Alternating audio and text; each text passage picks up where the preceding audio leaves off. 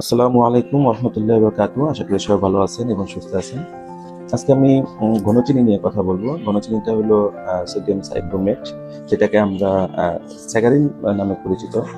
তো এটা আসলে অনেক দেশে আপনি নিষিদ্ধ, যেমন যুক্তরাজ্য।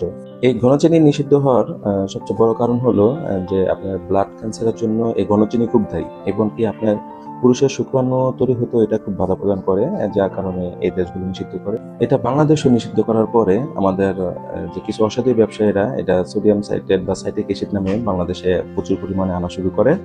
ইভেন এটাকে আরো ভেজাল করার জন্য এটা আপনি ম্যাগনেসিয়াম সালফেট মিশিয়ে এটার সাথে আপনি 140 টাকা কেজি বিক্রি করে। গণচিনির কেজি হলো 240 টাকা করে নেয়।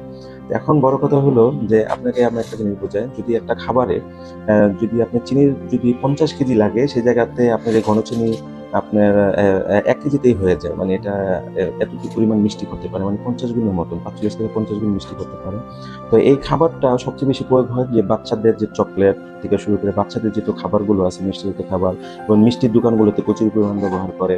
তারপরে আপনার আইসক্রিম থেকে নানান খাবারগুলোর ভিতরে, বেকারির খাবারগুলোর ভিতরে এই ঘনচিনির ব্যবহারটা সবচেয়ে বেশি করে, যেটা আমাদের জন্য মারাত্মক ক্ষতি। আমরা আসলে এর থেকে একটু দূরে থাকা ভালো। আমাদের উচিত যেন আমরা এসব খাবারগুলোকে অ্যাভয়েড করি। এটা সব মানুষের জন্য এটা একটা খুব বড় একটা ক্ষতি এবং স্বাস্থ্য একটা ঝুঁকি আছে। আমরা ঘরে খাবার তৈরি করি মিশ্রিত খাবারগুলো। আমি আরেকটা ভিডিও করব, সেটার মধ্যে চিনির বিকল্প কি হতে পারে, বা ঘনচিনি তো নিষেধই, কিন্তু চিনির বিকল্প কি করা যায় বা কি হতে পারে সেটা নিয়ে একটা ভিডিও করব। সবাই ভালো থাকবেন। আল্লাহ হাফিজ।